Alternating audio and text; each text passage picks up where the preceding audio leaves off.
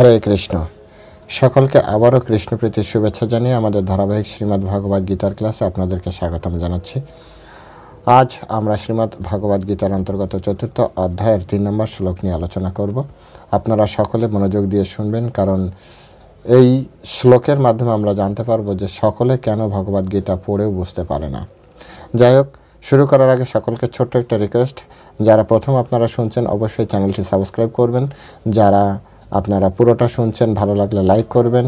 কোনো প্রশ্ন থাকলে বা আপনারা একটু হরে কৃষ্ণ লিখবেন, যদি কিছু না লেখা থাকে একটু হরে কৃষ্ণ লিখবেন, যা দেখে আমি উৎসাহ বোধ করতে পারি যে না অনেকে দেখছে।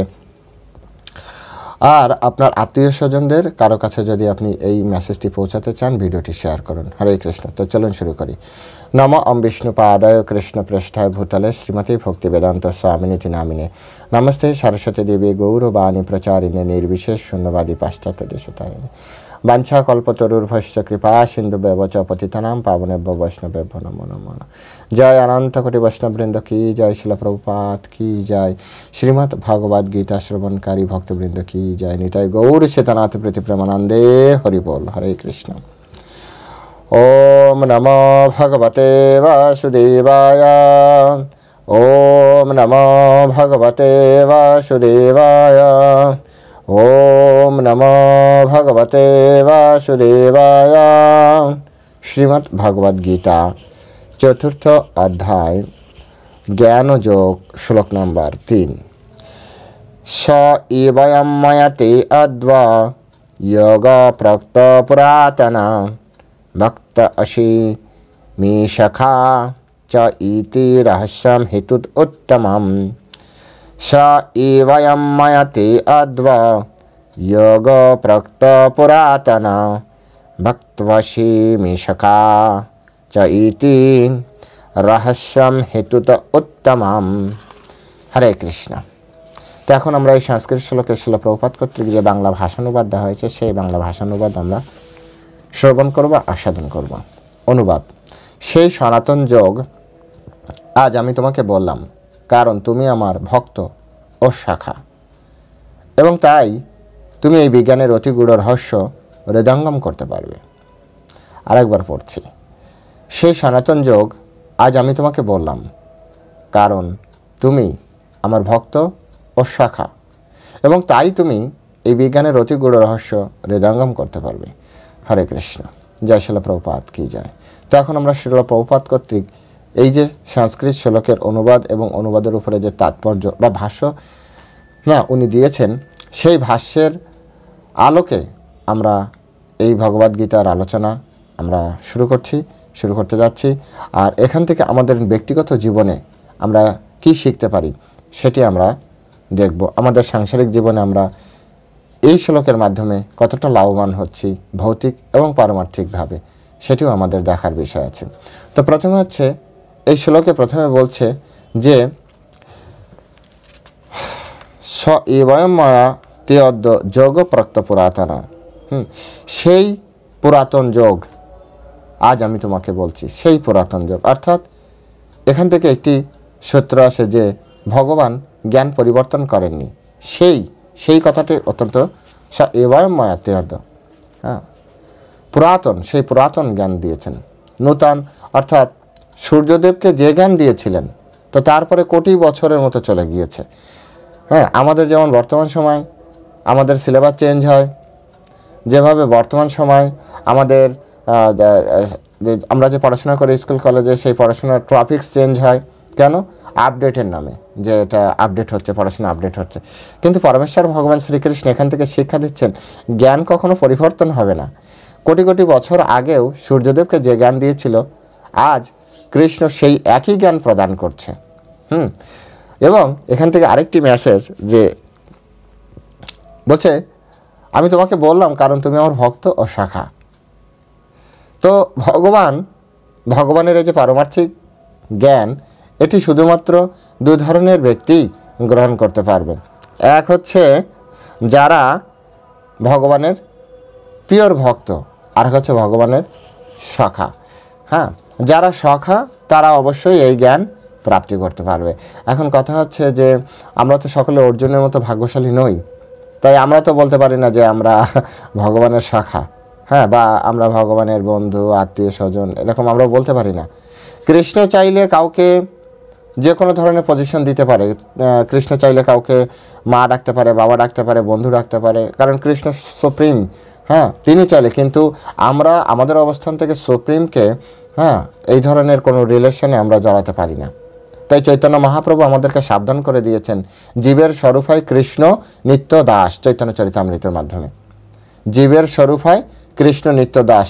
আমরা যাতে ভুল করেও কৃষ্ণকে আমরা বন্ধু বন্ধু না ভাবি, আত্মীয় স্বজন না ভাবি, আমাদের সখা না ভাবি, সন্তান না ভাবি, কারণ আমরা হচ্ছি দাস। আমরা একজন চাকর কখনো এরকম ভাবতে পারে না মালিককে। হ্যাঁ, মালিক চাইলে, দেখুন আপনি একজনের বাড়ি কাজ করছেন, মালিক চাইলে আপনাকে তার পাশে বসে খেতে দিতে পারে বা একসাথে খেতে পারে, এটা মালিকের মহৎ গুণ। কিন্তু এর মানে আমরা তো চাইতে পারি না, আপনি তো চাইতে পারেন না যে আমাকে প্রতিদিন আপনার পাশে বসেই খাওয়াবেন। চাইতে পারি কি? হ্যাঁ, আমাদের স্তর অনুযায়ী আমরা কি বলতে পারি যে কৃষ্ণ তুমি আমার বন্ধু, কৃষ্ণ তুমি আমার ছেলে? যে এই ভুলটা যাতে না হয় সেই জন্য চৈতন্য চরিতামৃত চৈতন্য মহাপ্রভু স্বয়ং, হ্যাঁ, তিনিই কৃষ্ণ, তিনি চৈতন্য মহাপ্রভু রূপে এসে তিনি শিক্ষা দিয়ে গেলেন যে তোমরা এই ভুলটি করো না। ব্রজের যে রস, এই রস আস্বাদনের জায়গা সকলের নয়, এর জন্য অনেক তপস্যা দরকার। তো দাস রূপে তুমি ভগবানের সেবা করো, ভগবান যদি তোমার সেবায় খুশি হয়, একদিন না একদিন তোমাকে অবশ্যই সেই স্থান প্রদান করবে।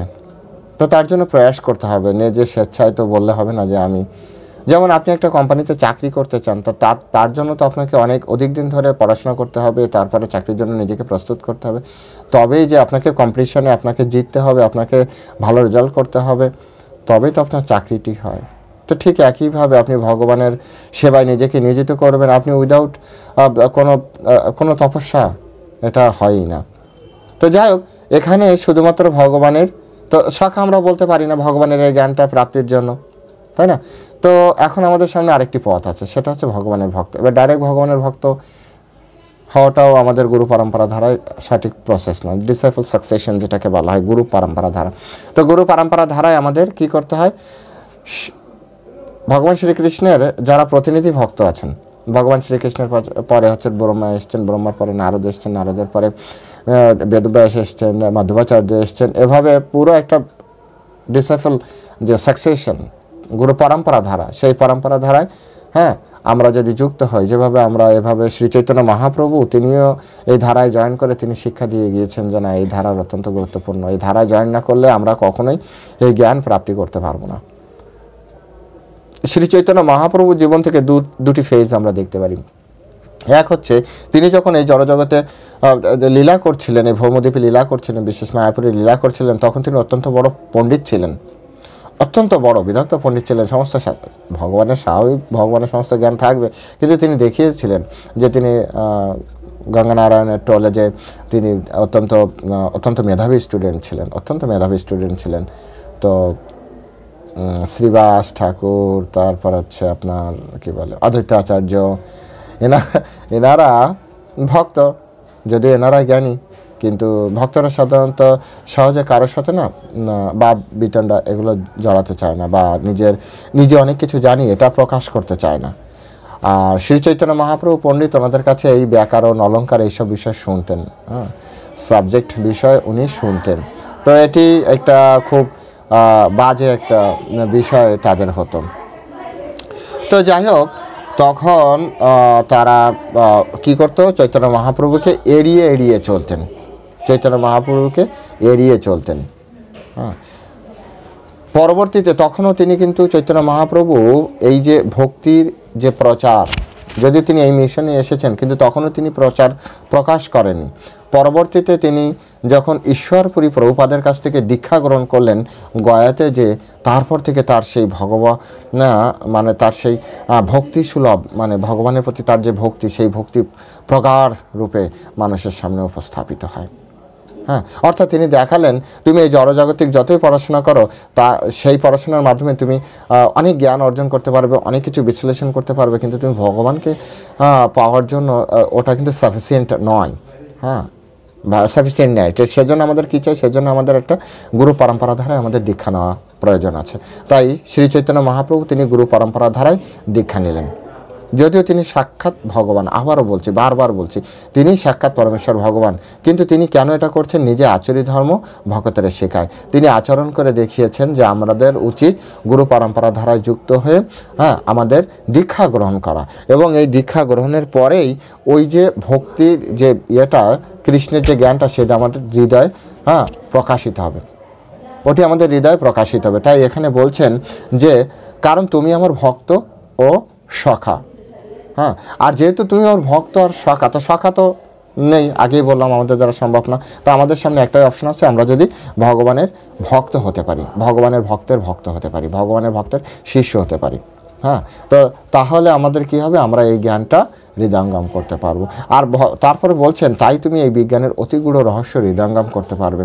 এই যে ভগবদ্গীতা না, এটা রহস্যাবৃত। আপনি এমন অনেক লোককে পাবেন যারা ভগবদ্গীতা সম্পূর্ণরূপে মুখস্থ করে রেখেছে, কণ্ঠস্থ করে রেখেছে, পট পট পট পট করে বলে দিচ্ছে এক একশো লোক। আমাদেরও মুখস্থ নেই, সত্যি অনেস্টলি বলছি। কিন্তু এমন অনেক ব্যক্তির সাথে মায়াপুরে থাকার কারণে এমন অনেক ব্যক্তির সাথে আমাদের দেখা হয়েছে যারা কি বলবো, মানে পুরো শ্লোকটাই মুখস্থ, পুরো গীতা মুখস্থ। কিন্তু প্রবলেমটা কোথায়? প্রবলেমটা হচ্ছে তারা তুলসীমালা পড়ছে না, প্রবলেমটা হচ্ছে তারা তিলক পড়ছে না, প্রবলেমটা হচ্ছে তারা প্রসাদ ভুজি না, প্রবলেমটা হচ্ছে তারা আপনার হচ্ছে শিখা রাখছে না, ভগবানের নাম জপ করতে হয় তারা এটা করছে না, ভগবানকে সেবা পূজা করতে হয় তারা এটা করছে না। কেন? কারণ হচ্ছে গুরু পরম্পরা, সে পরম্পরার মাধ্যমে এটি শেখেনি। তাই এই যে রহস্য উদ্ঘাটন করতে পারছে না, রহস্য উদ্ঘাটন করতে পারছে না।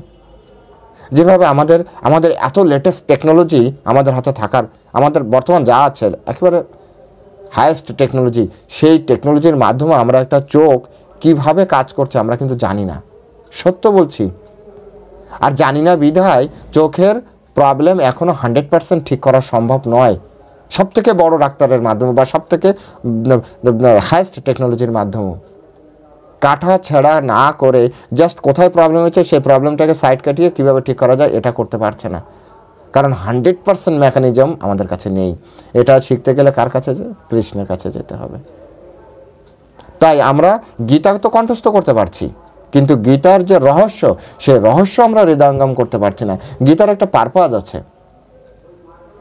গীতা এরকম কোনো শাস্ত্র গ্রন্থ নয় যে আপনি পটপট করে মুখস্থ করবেন, পরীক্ষার খাতায় 2-4 লাইন লিখবেন আর আপনি অনেক কিছু প্রাপ্তি করবেন, এরকম নয়। গীতার নিজস্ব কিছু পারপাস আছে, সেটি আমাদেরকে দেখতে হবে।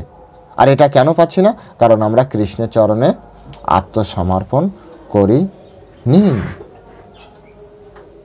ওখানেই আমাদের সমস্ত জ্ঞান ওখানেই মার খেয়ে যাচ্ছে, আমরা ওখানেই হেরে যাচ্ছি।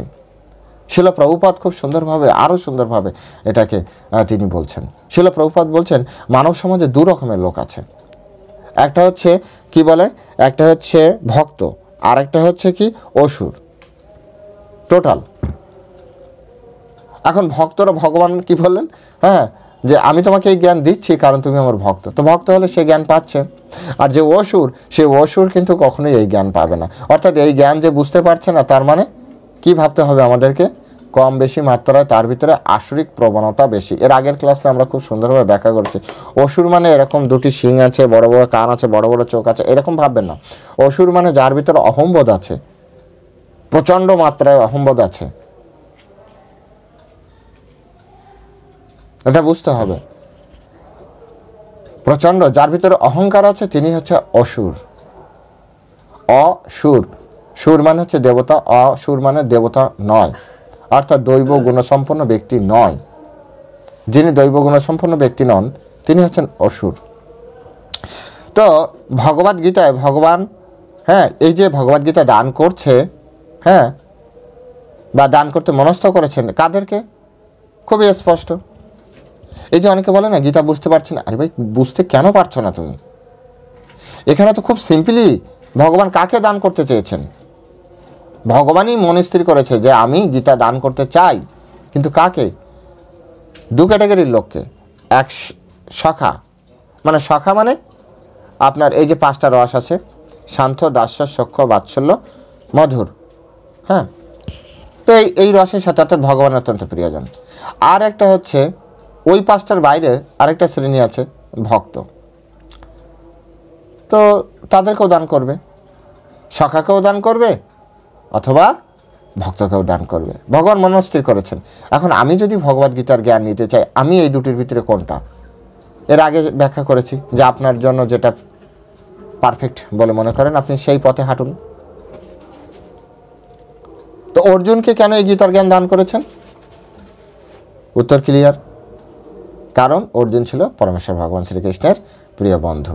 অসুরেরা কখনোই এই অপ্রাকৃত জ্ঞান, এই যে অপ্রাকৃত জ্ঞান, প্রাকৃত নয়, এটি মেটেরিয়াল নলেজ নয়, এটি ট্রান্সেন্ডেন্টাল নলেজ, অপ্রাকৃত জ্ঞান।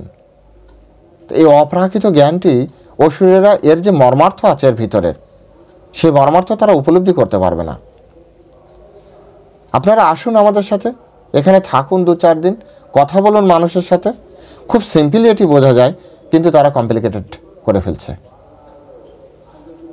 তাদের জীবন দর্শনের সাথে এই গীতাকে মিলিয়ে কি যে করছে আমরা মাঝে মাঝে বুঝতে পারি না।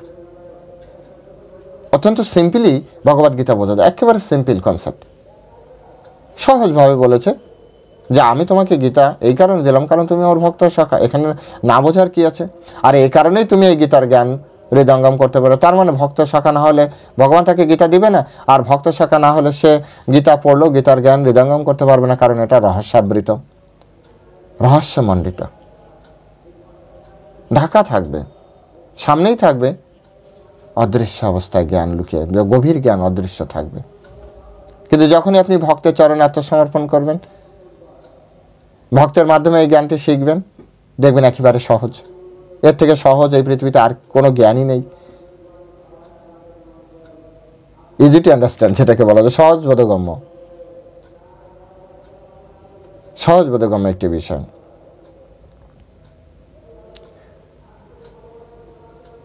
তাই ভক্তের মধ্যে, হ্যাঁ, ভক্তের মন্তব্য সম্বলিত ভগবদ্গীতা পড়লে অনায়াসে গীতার যথার্থ অর্থ উপলব্ধি করা যায়। ভক্ত এই গীতার যে মর্মার্থ করেছে, আর ভক্ত কখনো সে তো কৃষ্ণগত প্রাণ, তাই না? তাই কৃষ্ণ হৃদয় থেকে ভক্তের হৃদয়ের মাধ্যমে এই গীতার মূল মর্মার্থ উপস্থাপন করেন।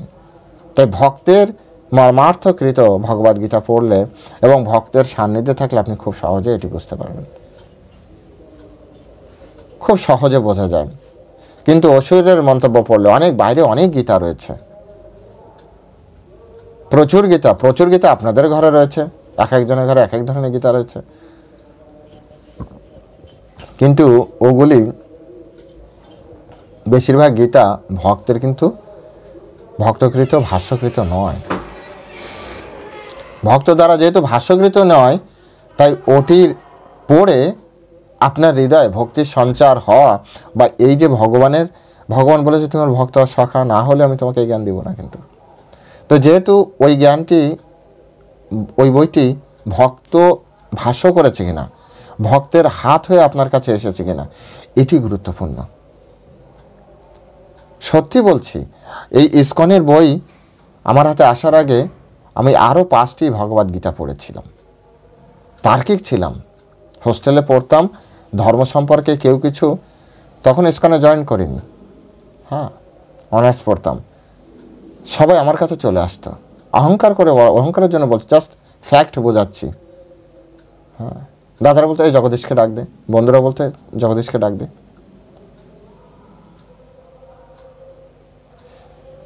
ভক্তি জিনিসটা যে আলাদা এটা তখন বুঝতামই না।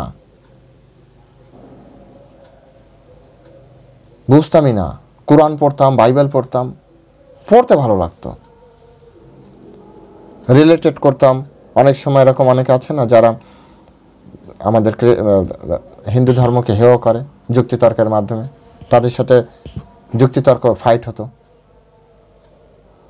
ছেড়ে আসতাম না, আর ওরা কোনো একটা কিছু হলে আমাকে ডাকতো। পরবর্তীতে যখন শিল প্রভুপাদের গীতা পড়লাম, তখন দেখলাম না, আমি ভুল রাস্তায় হাঁটছি, আমার রাস্তাটা সম্পূর্ণ ভুল। ভগবদ্গীতা পড়া মানে তর্ক করা নয়, নিজের ভক্তিকে জাগ্রত করা, কৃষ্ণ প্রেমকে জাগ্রত করা, কৃষ্ণের সাথে কিভাবে আমি রিলেটেড হতে পারি, সেই জন্য আমাকে আমার হৃদয়কে প্রস্তুত করা, আমাকে প্রস্তুত করা। আমি কতটা জানি এটার জন্য ভগবদ্গীতা বা অন্যান্য শাস্ত্রগ্রন্থ নয়, এই শাস্ত্রের মাধ্যমে আমি কৃষ্ণকে কতটা জানতে পেরেছি সেটাই আমাকে জানতে হবে। এই ভগবদ্গীতার আলোকে আমি আমার জীবনকে পরিচালিত করতে পারছি কিনা সেটা আমাকে জানতে হবে। আমি এই গীতার মাধ্যমে আমার জীবনকে পরিবর্তিত করে একটা সুশৃঙ্খল জীবন যে দর্শন, সেটি আমি প্রস্তুত করতে পেরেছি কিনা সেটি আমাকে জানতে হবে। আর এটি সম্ভব হয়েছে মাত্র শিল প্রভুপাদের কৃপায় এবং ভক্তদের কৃপায়। ভক্তদের আশীর্বাদ আমার উপরে রয়েছে, শ্রী গুরুদেবের আশীর্বাদ রয়েছে, শিল প্রভুপাদের আশীর্বাদ রয়েছে, শ্রী চৈতন্য মহাপ্রভু তথা আপনাদের সকলের আশীর্বাদ আমার উপরে রয়েছে। সেজন্যই তো বলি যে আসরিক মনোবৃত্তি, অহম বোধ থাকলে সে কখনো ভগবদ্গীতার যে ইনার মিনিং, এই যে রহস্যাবৃত, এর যে মর্মার্থ, এটা সে ভেদ করতে পারবে না, এই রহস্য ভেদ করতে পারবে না। এটা শুধুমাত্র ভক্তের কৃপায় সম্ভব। আমি সত্যি বলছি, আমার নিজের লাইফ থেকে আমি বলছি আপনাদেরকে, যতক্ষণ আমরা কৃষ্ণের চরণে আত্মসমর্পণ না করব, যতক্ষণ আমরা শুদ্ধ ভক্তের চরণে আত্মসমর্পণ না করব, ততক্ষণ পর্যন্ত এই ভগবদ্গীতার রহস্য আমরা কোনোভাবেই ভেদ করে ঢুকতে পারবো না, ওটি আমাদের হৃদয়ে দাঁড়াবে না।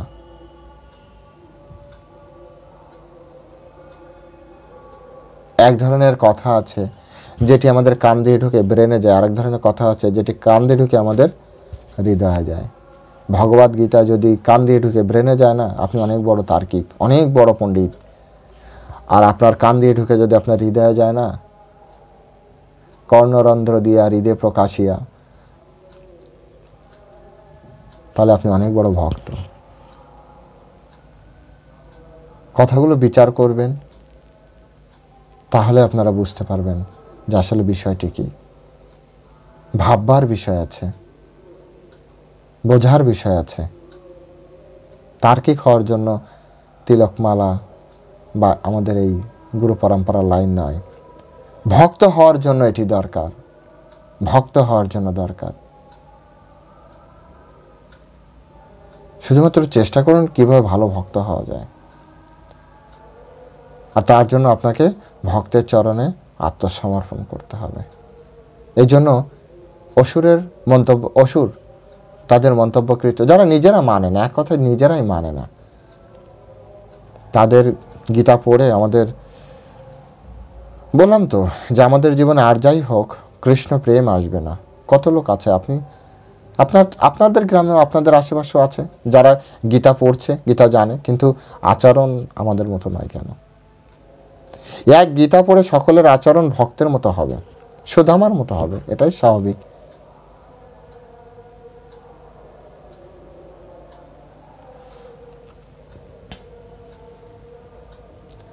তাই শিল প্রভুপাদ এখানে খুব সুন্দরভাবে বলছেন যে অর্জুন জানতেন শ্রীকৃষ্ণ হচ্ছেন স্বয়ং ভগবান, পরমেশ্বর ভগবান। তাই অর্জুনের পদাঙ্ক অনুসরণ করে ভগবান শ্রীকৃষ্ণকে সর্বকারণের কারণ, পরমেশ্বর ভগবান বলে মেনে নিয়ে ভগবদ্গীতার হৃদয়ঙ্গম করলেই এই পরম বিজ্ঞানের প্রতি যথাযথ শ্রদ্ধা অর্পণ করা হয়। অসুরীরা কিন্তু শ্রীকৃষ্ণকে যথাযথভাবে গ্রহণ করছে না, এটা সত্য কথা। অনেক গীতায় আছে কৃষ্ণকে পরমেশ্বর ভগবান মানছেন, আমি নিজে পড়েছি, আমার কাছে এখনো বেশ কয়েকটি গীতা আছে।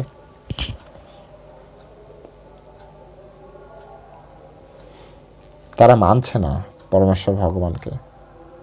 তো পরমেশ্বর ভগবান শ্রীকৃষ্ণ তিনি গীতা দিয়েছেন, তাকে যদি না মানি তার জ্ঞানের উপরে কতটা অধিকার থাকবে? আপনি একজনের সম্পত্তি চাইছেন, কিন্তু তার সাথে আপনি ভালো রিলেশন রাখছেন না, বা তার সাথে আপনি কোনো রিলেশন তৈরি করতে চাইছেন না, তার সম্পত্তিতে আপনার কিভাবে অধিকার আসতে পারে? ভগবদ গীতা সারার্থ মানে যেটা বলে কি বলে মাহাত্ম্য, সেখানে কৃষ্ণ বলছেন গীতামে হৃদয়ম পার্থ গীতামে পরমাগতি। গীতা হচ্ছে ভগবানের হৃদয়। তা আপনি কৃষ্ণকেই পছন্দ করছেন না, কৃষ্ণের হৃদয়কে কিভাবে আপনি কৃষ্ণের হৃদয়ের যে আপনি প্রবেশ করবেন কি করে? আগে তো কৃষ্ণকে ভালোবাসতে হবে, কৃষ্ণের চরণে আত্মসমর্পণ করতে হবে গুরু পরম্পরার মাধ্যমে, তবেই তো আমাদের কিছু প্রাপ্তি হবে। অন্যথায় কিভাবে প্রাপ্তি হতে পারে? আপনারাই বিচার করে দেখুন এই কথাগুলি।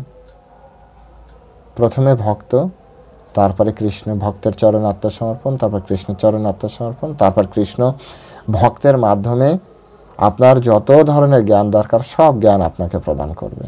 এটা নিশ্চিত, 100% নিশ্চিত। তাই আমাদের সাবধান হওয়া উচিত। শিল প্রভুপাদ সাবধান করে দিচ্ছেন যাতে এই সমস্ত অসুরেরা আমাদের আর অনিষ্ট করতে না পারে। অলরেডি অনেক অনিষ্ট করেছে, বিভিন্ন ধরনের গীতার ভাষ্য তৈরি করে। আমাদের বর্তমান হিন্দু সমাজের অবস্থা আপনারা দেখতেই পাচ্ছেন। এক হিন্দু আর এক হিন্দুর মতো নয়। আমরা মানে ইসকন একরকম, তো রামকৃষ্ণ মিশন একরকম, ভারত সেবাশ্রম আরেক রকম, অনুকূল সম্প্রদায় আরেক রকম, তো লোকনাথ ব্রহ্মচারী সম্প্রদায় আরেক রকম, তারাপীঠের সম্প্রদায় আরেক রকম। সবাই হিন্দু, প্রত্যেকের ভাবধারা আলাদা, প্রত্যেকেই গীতা পাঠ করে হয়তো। নিশ্চয়ই কিছু ব্যাপার আছে যেখানে কেউ না কেউ কেন্দ্র থেকে সরে আছে।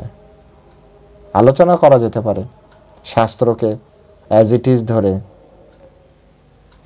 ধরে আলোচনা করা যেতে পারে, আলোচনার টেবিলে বসা যেতে পারে। হোয়াট ইজ রাইট, কোনটা ঠিক। আমাদের উচিত অর্জুনের পদাঙ্ক অনুসরণ করে ভগবদ্গীতার মর্মার্থ উপলব্ধি করা, অর্জুনের পদাঙ্ক অনুসরণ করা। তবে আমরা অবশ্যই ভগবানের আশীর্বাদে, গুরুদেবের আশীর্বাদে, সাধুগুরু বৈষ্ণবের আশীর্বাদে আমরা এই গীতার মর্মার্থ উপলব্ধি করতে পারবো এবং আমাদের এই মানব জীবনকে আমরা সার্থক করতে পারবো। হরে কৃষ্ণ, সকলে ভালো থাকবেন। আজ এখানেই শ্রীমদ্ ভগবদ গীতার বিশ্রাম প্রদান করছি। আমাদের নেক্সট ক্লাসে আবারও আপনাদের সাথে ভগবদ গীতা বিষয়ে কথা হবে। যেতে যেতে আবার একটু অনুরোধ করি, যারা এতক্ষণ ধরে কথাগুলো শুনলেন অবশ্যই একটা লাইক দিবেন চ্যানেলের স্বার্থে, আরও অনেক মানুষ যাতে এটা দেখতে পারে সেজন্য। আর অবশ্যই কমেন্টস সেকশনে কিছু না হলেও অন্তত একটা হরে কৃষ্ণ লিখবেন, যেটা আমাকে অনুপ্রাণিত করবে। আপনাদের এই হরে কৃষ্ণ মানে হচ্ছে আমার প্রতি আশীর্বাদ। আপনাদের নিশ্চয় আপনার আশীর্বাদ না এতটা কৃপণ হবে না আমার প্রতি। দয়া করে আমাকে আশীর্বাদ করবেন হরে কৃষ্ণের মাধ্যমে। আপনাদের আশীর্বাদই আমাকে অনুপ্রাণিত করবে। আর যারা নতুন সাবস্ক্রাইব করবেন, আর আপনার বন্ধুদেরকে যদি এই কথাগুলি জানাতে চান অবশ্যই শেয়ার করতে পারেন। এর ফলে অনেক মানুষ এই কথাগুলি জেনে, তার ভিতরে একজনও যদি এই কথাগুলির মর্মার্থ উপলব্ধি করে শিল প্রভুপাদের চরণে আত্মসমর্পণ করে, শ্রীকৃষ্ণের চরণে আত্মসমর্পণ করে, তো আমার এই সমস্ত প্রয়াস সার্থক বলে বিচার করব। হরে কৃষ্ণ, সকলে ভালো থাকবেন। জয় শিল প্রভুপাদ কি জয়।